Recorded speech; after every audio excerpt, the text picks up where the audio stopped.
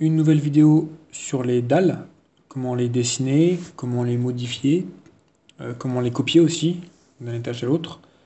Alors ça va être une vidéo globalement assez simple, il n'y a pas grand chose à savoir sur les dalles, une fois qu'on a vu les murs en tout cas, puisque c'est assez similaire, comme on va pouvoir le voir. Donc je suis reparti sur mon projet sur lequel j'avais ajouté quelques murs ici, et on va tâcher de mettre une dalle sur cette partie-là. Donc pour faire ma dalle, même remarque que pour les murs, on a accès aux dalles sous l'onglet architecte et sous l'onglet structure. Pour les mêmes raisons que les murs, je vous conseille d'utiliser l'onglet structure. Parce que comme ça va nous cocher automatiquement la petite case qui permettra de faire l'export vers les modèles de calcul. Globalement, il faut toujours utiliser les outils d'onglet structure. La seule exception, c'est les portes et les fenêtres, parce qu'elles n'existent pas en structure, donc il faut utiliser l'onglet architecture. C'est la seule raison que vous ayez de venir dans ce menu-là, a priori. Donc je fais un sol, du coup par défaut, je suis bien en plancher, qui est l'analogue structurel du sol. Voilà, donc par défaut c'est ça, je prends un plancher. Je rentre dans le mode schématique, enfin dans dessin de schéma, esquisse pardon, dessin d'esquisse, qui va me permettre donc de venir dessiner mon contour qui m'intéresse. On voit j'ai une petite option de décalage ici qui peut être intéressante, on la verra au dernier niveau pour faire une corniche par exemple. Je vais la mettre à 0 pour l'instant. On voit qu'on peut régler ses niveaux, donc là on est bien sur le niveau 1, on va pas avoir de décalage pour l'instant. Et donc je pourrais dessiner mon contour. Alors je pourrais le dessiner à l'aide de lignes, ça marcherait bien. Je pourrais aussi le dessiner grâce à la commande choisir des lignes qu'on a vu tout à l'heure, qui marche bien pour quand on veut se replaquer sur un fichier 2D, comme les plans AutoCAD. Et vu que là j'ai déjà dessiné mes murs qui sont déjà des éléments Revit en 3D, je vais me plaquer dessus avec cette technique choisir les murs. Et donc là je viens de dessiner mon contour, donc je clique bien à l'extérieur du mur, on voit, pour que ma dalle aille jusqu'au bout. Et je viens de dessiner comme ça le contour de ma dalle. Alors, je viendrai la relier après, ici, là, et là. Donc pour finir, donc pour clôturer, il faudra cliquer sur OK, mais il faut bien vérifier qu'on ait un contour fermé. De toute façon, si ce n'est pas le cas, il va vous jeter quand vous allez valider ici. Donc je vois que j'ai une ouverture ici, je vois que ça, on n'est pas en contour ici puisque ça part au loin. Donc je vais venir ajuster mes lignes entre elles. Donc je prends la commande ajuster et je clique simplement sur les morceaux que je veux garder. Voilà, ici et là. Donc là, je suis bien sur un contour fermé. Avant de valider, une petite observation. On voit qu'ici, j'ai un double trait de chaque côté de ma ligne que je peux déplacer grâce à ce bouton de direction de travée. Voilà. En fait, ça me permet de définir le sens de portée de ma dalle. Ça aura de l'influence sur au moins deux éléments. Le premier, c'est si on crée une dalle avec avec des bacs acier. Les bacs acier vont porter dans un sens, donc on le verra sur une coupe dans un sens et pas dans l'autre. Donc ça vient définir en fait le sens de portée du plancher. Donc là, ça va porter de là à là. Donc si je coupe comme ça, je verrai par exemple ces bacs acier. Ça pourra aussi me servir pour tout ce qui est éléments de détail. Quand je voudrais représenter les sens de portée automatiquement sur les dalles, eh bien, il servira de cet élément-là pour définir le sens de son symbole en fait. Donc voilà. Ça n'a pas beaucoup d'importance là, on pourra toujours le redéfinir plus tard. Mais il faut savoir à quoi ça correspond. Parce que si je supprime cette ligne-là, spécifique, et je viens recréer une ligne classique dessus, voilà, il me la met automatiquement. Il est malin. C'est pas toujours le cas. Si je fais une ligne normale peut-être. Bon, si là il est malin, il me le met à chaque fois. Il aurait fallu que je le supprime et que je vienne redéplacer celle-là. Mais sinon ça m'aurait fait une erreur.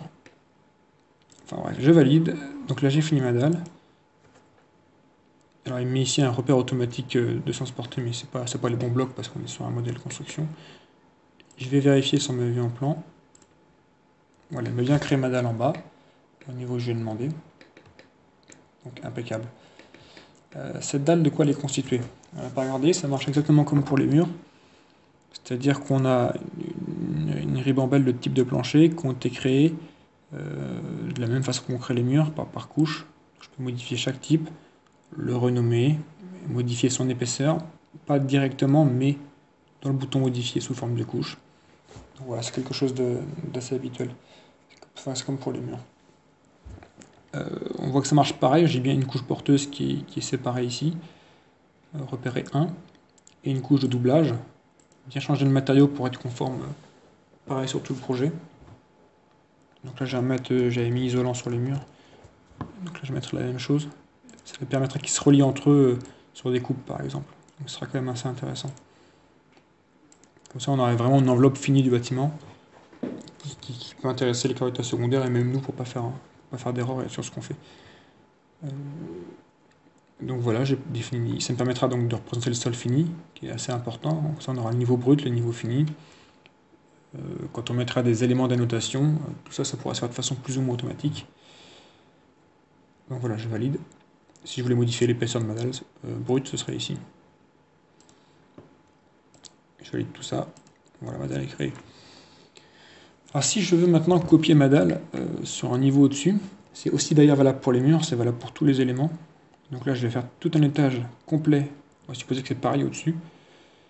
Je sélectionne tous mes éléments, et en fait je vais venir ici copier dans le presse-papier.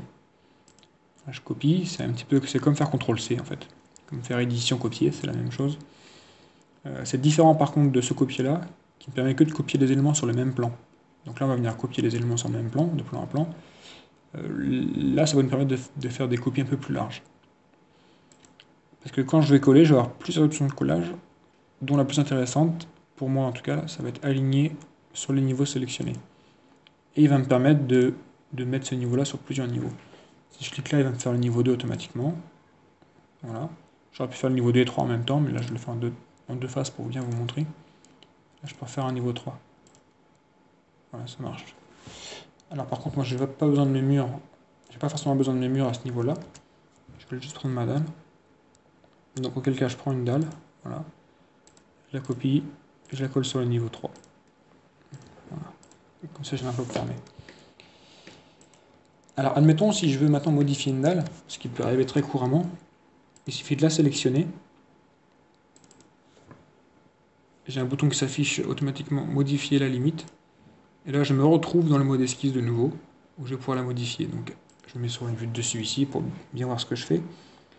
Donc par exemple, si je veux enlever cette partie-là et la faire vide, il suffit de faire un contour qui ait cette forme-là. Donc je vais m'y employer. Voilà, je modifie mon contour. Hop, là j'ai relié ces deux parties-là. Je supprime ici. Voilà, donc là ma dalle maintenant a cette forme-là. Ce qui me permet de valider, c'est bien contour fermé. Il me demande si je veux relier les murs de base en dessous. Je pourrais le faire plus tard si je voulais, mais je vais le faire là. Ça vient en fait fusionner les murs. Il me dit que c'est bien attaché, mais je ne pas. Bon, il m'insulte un peu, mais globalement ça a marché. Donc voilà, ça m'a bien enlevé ici ma partie de dalle. Quelque chose qui peut être intéressant pour les dalles aussi, quand on fait par exemple des toitures terrasses ou des choses comme ça, c'est de définir les formes de pente de la dalle. C'est fait de façon assez intuitive sur Revit. On a ici un bouton modifier les sous-éléments, où je vais venir pouvoir modifier soit la hauteur d'un point, soit la hauteur d'une ligne complète ici, pour venir la surélever. Donc par exemple, si je voulais faire une pente qui part d'ici vers là, bon je connais, il faudra calculer le pourcentage de pente, mais puisque là je vais définir je vais mettre par exemple 10 cm, et bah si je me mets sur cette vue là, on voit qu'il m'a bien créé une pente de 10 cm de ce côté là. Si je voulais créer une double pente vers l'intérieur, pour faire une sorte de caniveau par exemple, il faudra venir créer un point de brisure ici. Alors c'est assez simple, il suffit de cliquer ici, faire une incision. Je vais mettre au milieu de cette ligne là. Alors si je trouve le milieu, par là, je vais faire peut-être mieux de ce côté là. Voilà. Le milieu ici, voilà. J'ai créé une nouvelle ligne de scission. Donc celle-là est à plus 10, celle-là, elle a un point hybride, forcément elle s'est mise à la moitié par défaut. Je vais la mettre à 0. Et celle-ci, je vais la monter aussi à plus 10. Voilà, si je me mets sur une vue de côté, alors on voit qu'il m'a bien créé ma forme de pente.